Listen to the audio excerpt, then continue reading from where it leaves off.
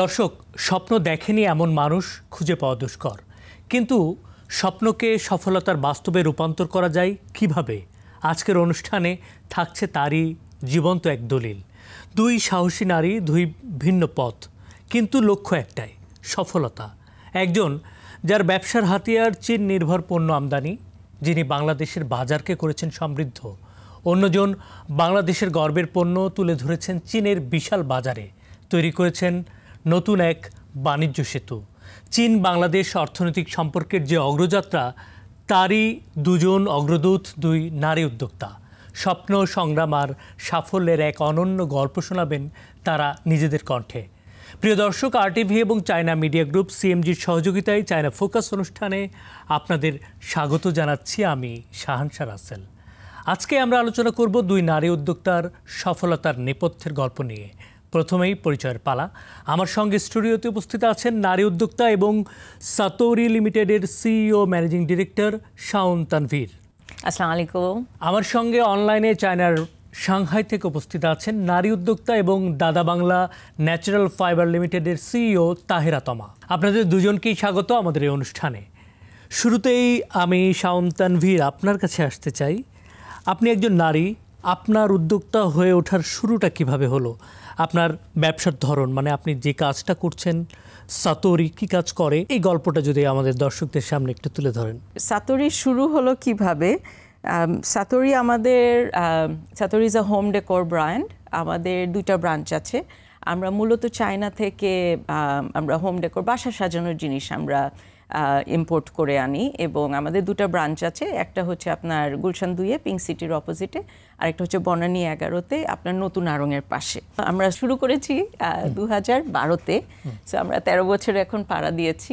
আমাদের মূলত আপনার বাসা সাজানোর জিনিস। এখন ইদানিং আমরা যেটা করছি, আমরা লাইটিংয়ে অনেক ফোকাস করছি, বিকজ এখানে আমরা দেখছি যে বাংলাদেশে অনেক ঘাটতি আছে। হঠাৎ করে এত কিছু থাকতে হোম ডেকোরের বিষয়টাতে কেন? ছোটবেলা থেকে অনেক শৌখিন একটা এনভায়রনমেন্টে বড় হয়েছিলাম। আমার মা অসম্ভব সুন্দর করে বাসা সাজাতো, আমার খালারাও। সো ওরকম বড় হয়েছিলাম। তারপরে আমি পড়তে আমেরিকা গেছিলাম। সো ইউনিভার্সিটিতে থাকতে আমি তখন হোস্টেলে থাকতাম। তো ওই রুমটা প্রত্যেক বছর চেঞ্জ করো, মাঝখানে আমার 3 মাস পর পর রুম চেঞ্জ করতে হয়েছে। তখন এই আড়ং থেকে জিনিস নিয়ে যেতাম, অসম্ভব হোমসিক ছিলাম। আমার নিজের জায়গাটুক আমার খুব সাজানোরই ছিল, যে আমার জায়গাটা জানি it needs to tell my story, আমার যাতে মনে হয় বাসা। ওই হোস্টেলে থাকা, একটা এনভায়রনমেন্টে যাওয়া, ওখান থেকে আসলে বাসা সাজানোর, নিজের স্টোরি বলার, এটা ওখান থেকে এসছে। বাইরে যেটা হয় আমেরিকায়, আপনার খুব সুন্দরভাবে আপনি খুব কম বাজেটের মধ্যে আপনি হোম ডেকোরের জিনিস, লাইটিংয়ের জিনিস করে আপনি কিন্তু বাসা সাজাতে পারবেন। যখন আমি বাংলাদেশে ফেরত আসলাম, আমি ভালো চাকরি করতাম, বাট আমার সব কিছু অসম্ভব দাম লাগতো, মানে খুব মনে হতে যে অনেক দাম। সো ওই জিনিসটা আমি এখানে করতে চেয়েছিলাম। যে আর আমি যখন সাতোরি যখন আমরা শুরু করি 2012-তে, তখন কিন্তু আপনার ওই যে ধরেন গুলশান 1 নম্বর মার্কেট আর নিউ মার্কেটের পিছনে ছাড়া হোম ডেকোরের কিন্তু জিনিস ছিল না। মানুষ ক্রোকারিজ কিনতো, বাট বাসা সাজানোর কনসেপ্ট ওই আড়ং ছাড়া ওরকম কিন্তু কিছু ছিল না। বাট আমি একটু যে অ্যাফোর্ডেবল ওইভাবে করে, আমরা যেরকম বাইরে দেখি একটু গর্জিয়াস জিনিস, ওরকম আমরা চেয়েছি। সো ওইখান থেকেই সাতোরির শুরু। জি, আমি আবারও আসবো আপনার কাছে, যে তার আগে আমি একটু আমাদের আরেকজন নারী উদ্যোক্তা যিনি এখন সাংহাইয়ে আছেন, তার সঙ্গে তমা, আপনার সঙ্গে আমি একটু জানতে চাচ্ছি যে আপনি তো পড়াশোনা করতে গিয়ে একজন উদ্যোক্তা হয়ে উঠলেন, তো পড়ালেখা করতে গিয়ে কেন হঠাৎ করে আপনি এই ব্যবসার মধ্যে নিজেকে জড়িয়ে ফেললেন? আমি 2013 সালে চায়নার উহান ইউনিভার্সিটি অফ টেকনোলজিতে এমবিএ করতে আসি। তখন অবধি আমার একটা টার্গেট ছিল যে আমি একটা গুড স্যালারি একটা কর্পোরেট জবে জয়েন করব।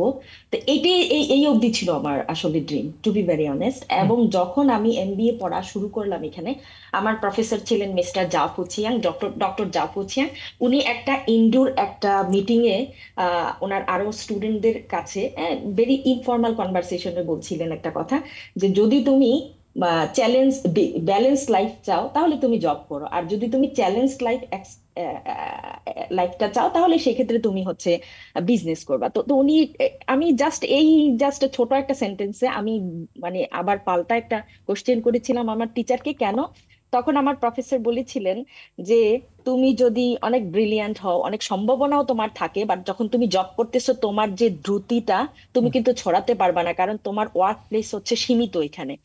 বাট তুমি যখন একটা এন্টারপ্রেনার হবা, তখন এখানে তোমার হচ্ছে অপার সম্ভাবনা, এবং সেটা হচ্ছে কোনো চ্যালেঞ্জ যেমন আছে, আবার পসিবিলিটি হচ্ছে অনেক বিগ পসিবিলিটি। তা আমি জাস্ট সেই দিন থেকে হচ্ছে আমার কেরিয়ার প্ল্যান ইউটার্ন নিয়ে নিল, যে দেন হ্যাঁ yes I will be entrepreneur. So তখন থেকে হচ্ছে আমার ড্রিম, কিন্তু ড্রিম দেখলে তো আর হবে না, আমি তো আসলে প্র্যাকটিক্যালি এটাকে লঞ্চ করতে হবে। তখন আমি ধীরে ধীরে হচ্ছে চায়নার মার্কেট প্লেস স্টাডি করা শুরু করলাম ফিজিক্যালি, এবং বিভিন্ন রকমের যে এখানে এক্সিবিশন ফেয়ার হয় এবং হচ্ছে বিজনেস ফেয়ার হয়, সেগুলিতে যেগুলিতে হচ্ছে স্টুডেন্টরা ফ্রি তাদের এক্সিস্ট ছিল, সেই এক্সিবিশন গুলিতে আমি অ্যাটেন্ড করতাম, এবং আমি বোঝার চেষ্টা করতাম আসলে মার্কেট প্লেসটা কি, কাস্টমার টার্গেট কি হতে পারে, আমার প্রোডাক্ট সিলেকশনটা কি হবে, তখন আমি জানতাম না। তো তখন হচ্ছে আমি ধীরে ধীরে যখন বেশ কয়েকটা এক্সিবিশন অ্যাটেন্ড করলাম, তখন আমার আস্তে আস্তে মনে হলো যে আমার দেশের তো হ্যান্ডিক্রাফটের একটা একটা বিশাল সম্ভাবনা আছে।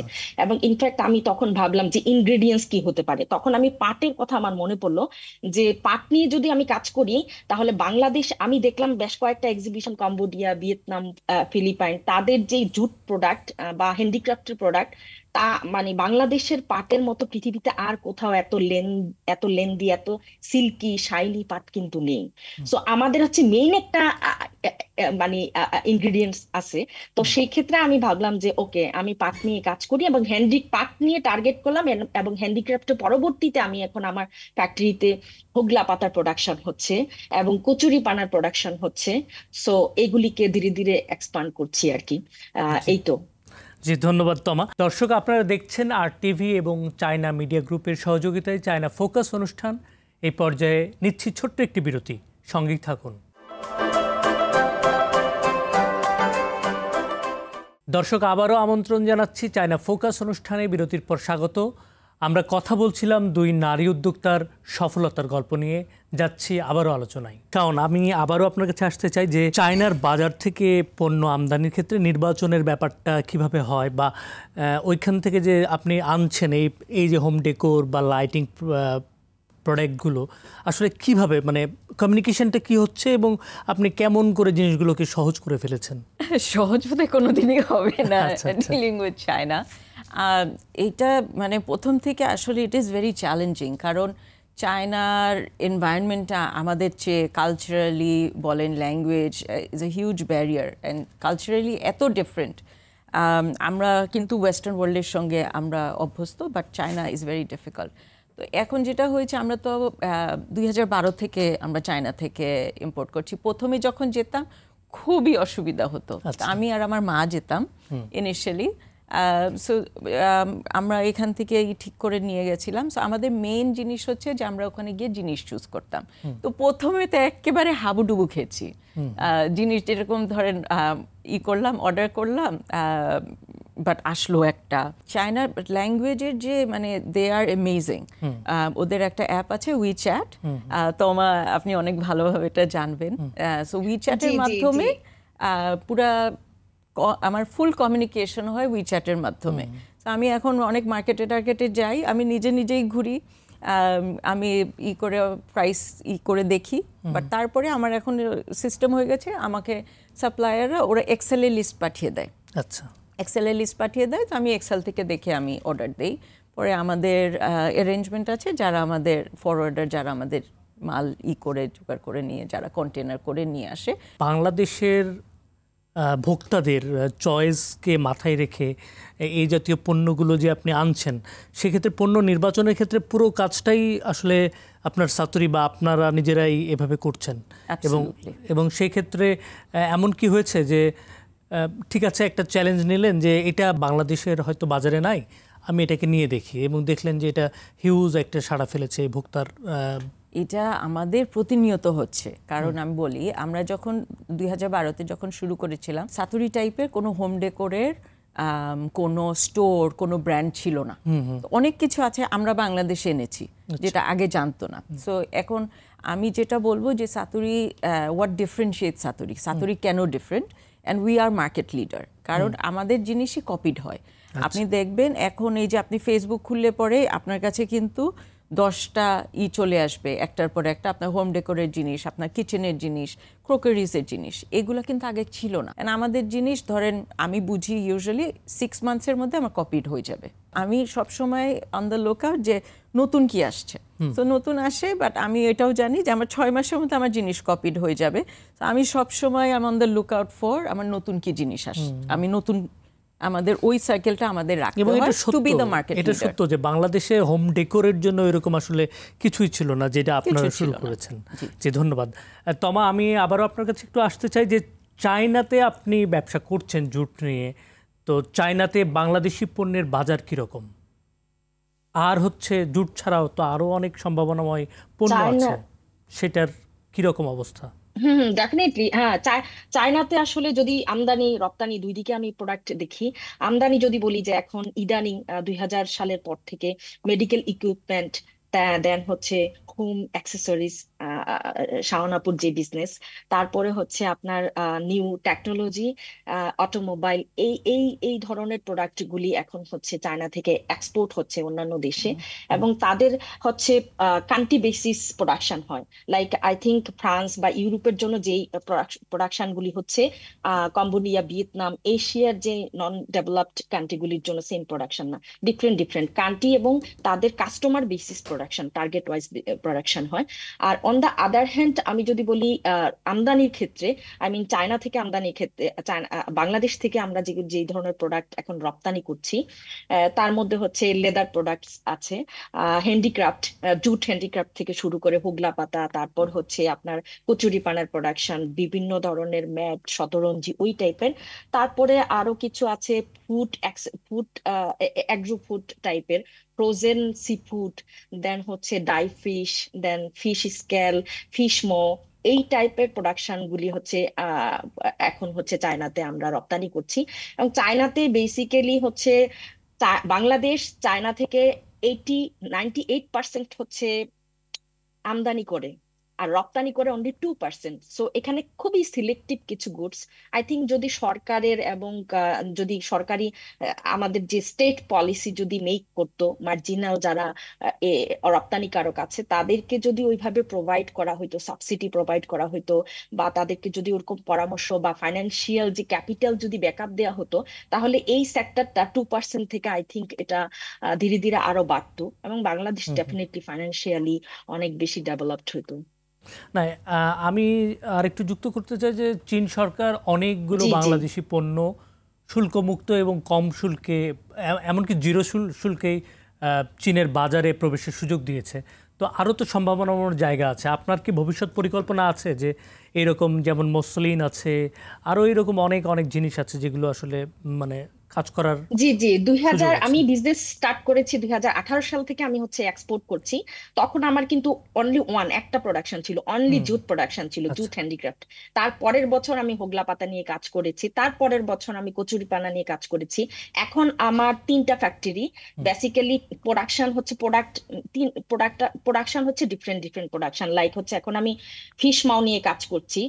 মাছের যেই ভেতরে একটা ফুসফুস থাকে, সেটা ইউজুয়ালি বাংলাদেশি পিপলরা খায় না, তারা ফেলে দেয়, কিন্তু এটা দিয়ে কসমেটিক্স বানানো হয়, ক্যান্সারের ওষুধ বানানো হয়, এইডস এর ওষুধ বানানো হয়।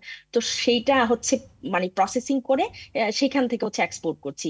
ফিশ স্কেল, মাছের যে আঁশ, সেটা তো আপনি দেখবেন যে আমাদের কাঁচা বাজারগুলিতে যে বড় বড় মার্কেটগুলি আছে, সেখানে আসলে এর আগে এটা মানে ফেলনা একটা জিনিস ছিল, বাট রিসেন্টলি এটা হচ্ছে রিসাইকেল হচ্ছে, এক্সপোর্ট হচ্ছে। আমি সহ আর বেশ কয়েকটা কোম্পানি এক্সপোর্ট করছে।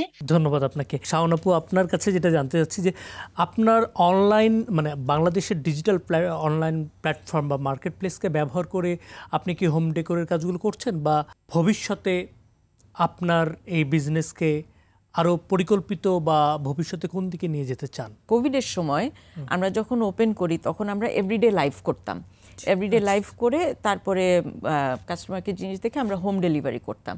সো ওই কোভিডের সময় থেকে আমরা এত বেশি ফেসবুকের সঙ্গে ইনভলভড হয়ে গেছিলাম, এখন আমরা ওটা কন্টিনিউ করি। সো আমরা সপ্তাহে আমাদের লাইভ হয়, ওই ছবিগুলো আমরা পোস্ট করি, ওখান থেকে আমাদের ফেসবুকের মাধ্যমে আমাদের অর্ডার আসে, তারপর আমরা ওগুলা ডেলিভারির করি। So it's a nice thing.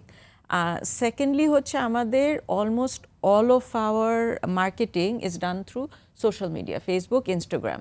তো ওখান থেকে দেখে, কারণ আমাদের জিনিস তো সুন্দর জিনিস, মানুষ ওইটা দেখে আসে। ছোটখাটো জিনিস তারা অর্ডার করছে, বাট অন্য জিনিস তো তারা এসে দেখতে চায়। কারণ আপনার মানে ফেসবুকে আমাদেরও সবারই এক্সপিরিয়েন্স আছে যে আমি একটা কিছু অর্ডার করলাম, আসার পরে ওরকম হলো না। তো আমাদের almost all of our footfall আমাদের ব্রাঞ্চে is driven by social media. আপনার যে দ্বিতীয় যেটা কোয়েশ্চেন ছিল যে আমরা কিভাবে করে আমাদের বিজনেসটা বাড়ানোর, পরিসর বাড়ানোর চিন্তা করছি, সেটা হচ্ছে যে এখন আমাদের যে ফ্রেমওয়ার্ক আছে এর মধ্যেই আমরা এখন অনেক আরও কি বলে, আমরা এখন কাস্টমাইজ লাইটিংয়ে যাচ্ছি। সো আমরা তো চায়না থেকে অনেক বছর ধরে ইম্পোর্ট করি। আমরা মেনলি ডেকোরেটিভ ঝাড়বাতি, ম্যাচিং ওয়াল লাইট, টেবিল ল্যাম্প এগুলো আনি। সো এখন আমরা যেটা করছি, আমাদের একজন লাইটিং ডিজাইনার কনসালটেন্ট আছে। সো ওনার মাধ্যমে ধরেন এখন যেরকম আপনি ধরেন পিন্টারেস্ট একটা দেখলেন, আপনি আমাদেরকে এসে বলেন আমি এই শ্যান্ডেলিয়ারটা চাই, তো আমরা ওইটা 3টা ফ্যাক্টরি থেকে আপনাকে কোটেশন দিয়ে আমরা ওই জিনিসটা নিয়ে দিতে পারবো। বাট মেইন জিনিস হচ্ছে যে কোয়ালিটি কন্ট্রোল।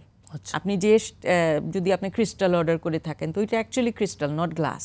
গ্লাস যেটা কয়েক মাস পরে ঘোলা হয়ে যায়। তারপরে আবার আমাদের কনসালটেন্ট প্রত্যেক মাসে আমাদেরকে প্রচুর নতুন নতুন কি ডিজাইন আসছে ওটার ক্যাটালগ পাঠায়। সো ওখান থেকে আপনি অর্ডার করতে পারেন। তখন আমরা বলবো যে আপনি কোন মেটেরিয়াল চান, কি কালার চান, কি সাইজ চান, আপনার বাসা অনুযায়ী আমরা করে দিতে পারবো। আপনি আসলে ফিল করবেন যে আমি এখানে বসে, আমি বাংলাদেশে বসে আমি চায়নার ফ্যাক্টরিতে অর্ডার দিয়ে আমি বলছি এই আমার এই কালার দাও, আমাকে এই ক্রিস্টাল দাও, এইটা আমার চেঞ্জ করে দাও। আপনি এখানে বসে আপনি করবেন, অ্যান্ড আমরা আপনাকে ডোর টু ডোর সার্ভিস দিব। আমরা কাস্টমারকে ওই এক্সপিরিয়েন্সটা দিতে চাচ্ছি যে আপনি এখানে বসে ফ্যাক্টরি, ওখানে চায়নার ফ্যাক্টরি আপনি কাজ করাচ্ছেন। মানে এখানে আমি যেভাবে চিন্তা করছি, আপনারা সেটাকে চায়নার মাধ্যমে বাস্তবায়ন করে ডোর টু ডোর সার্ভিস দিচ্ছেন। Exactly, nice things. দর্শক, আপনারা দেখছেন RTV এবং চায়না মিডিয়া গ্রুপের সহযোগিতায় চায়না ফোকাস অনুষ্ঠান। এই পর্যায়ে নিচ্ছি ছোট্ট একটি বিরতি, সঙ্গেই থাকুন। দর্শক, আবারও আমন্ত্রণ জানাচ্ছি চায়না ফোকাস অনুষ্ঠানে। বিরতির পর স্বাগত। আমরা কথা বলছিলাম 2 নারী উদ্যোক্তার সফলতার গল্প নিয়ে, যাচ্ছি আবারও আলোচনায়। তমা, আমি আপনার কাছে আবারও আসতে চাই। চীনে অত্যন্ত বড় বড় অনলাইন প্ল্যাটফর্মগুলো কাজ করে, পুরো ওয়ার্ল্ডেই তারা ফেমাস। তো বাংলাদেশের প্রোডাক্টগুলোকে নিয়ে অনলাইনের মাধ্যমে চীনের ভোক্তাদের কাছে তুলে ধরার মতো এই সুযোগগুলোকে কি কাজে লাগানোর ব্যাপারে কিছু করা যায়?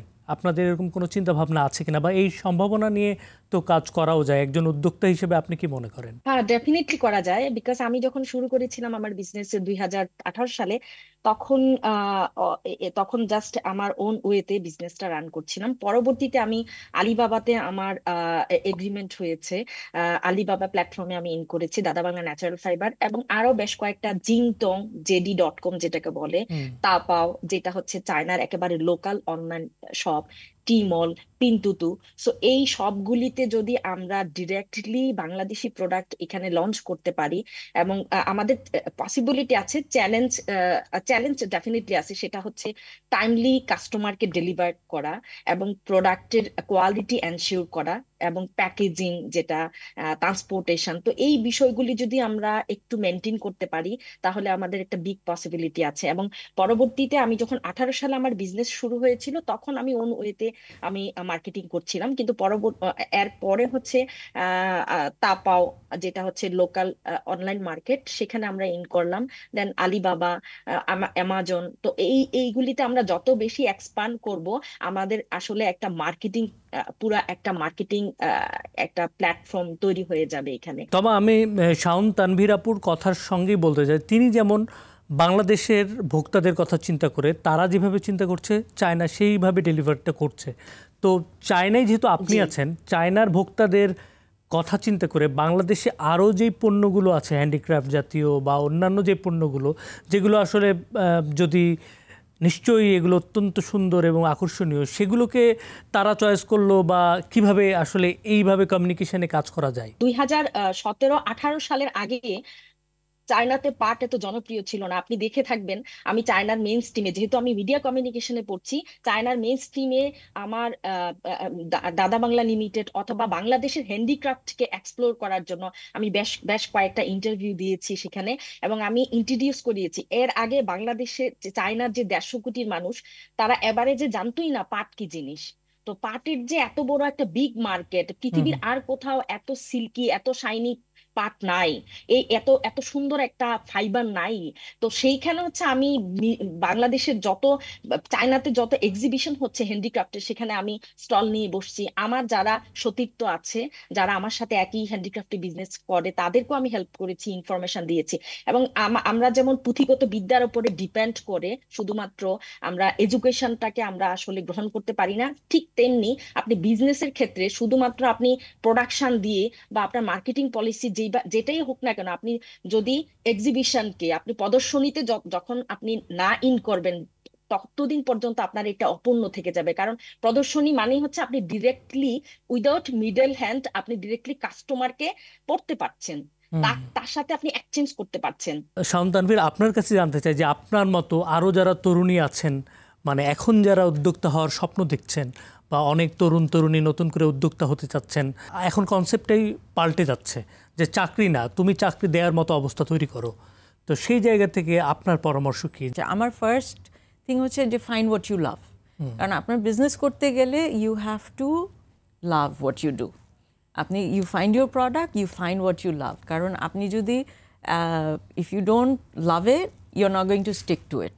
মানে সোজা কথা এটা। চাকরি হলে অনেক সময় অনেক কিছু আমরা করে ফেলি, বাট নিজের থেকে ড্রাইভ দিতে হলে you have to do what you love.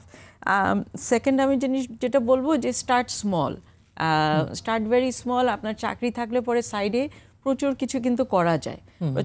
Start small, কম ইনভেস্টমেন্টে, ফাইন্ড আ প্রোডাক্ট, ছোট ছোট রিলস করে ফেসবুকের পেজ খুলে ইউ স্টার্ট পোস্টিং। আপনার অর্ডার পড়লে আপনি পাঠাও দিয়ে আপনি ডেলিভারি করে দিলেন। এখন পুরো বাংলাদেশে এত সুন্দরভাবে ডেলিভারি করা যায়, ইট ইজ অ্যামেজিং।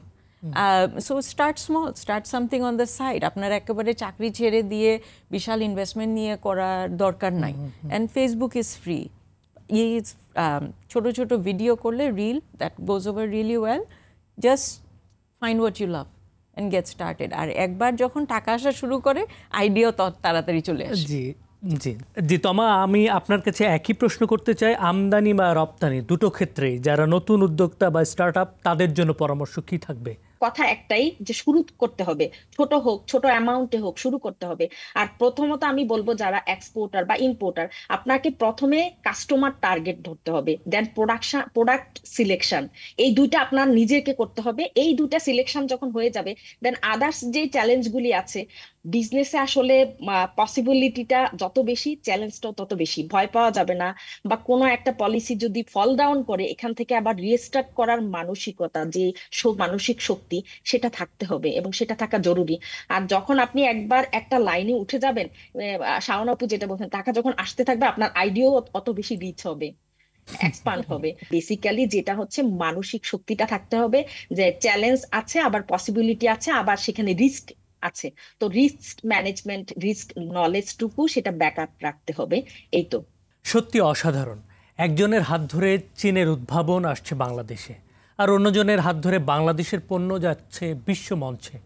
সঠিক পরিকল্পনা আর অদম্য ইচ্ছা থাকলে ভৌগোলিক সীমানা কোনো বাধাই নয়। আজকের এই আলোচনা থেকে আমরা সেই অভিজ্ঞতাই পেলাম। আজ এ পর্যন্তই, আবারও দেখা হবে আগামী সপ্তাহে। সে পর্যন্ত সবার জন্য শুভকামনা চাই। চেন।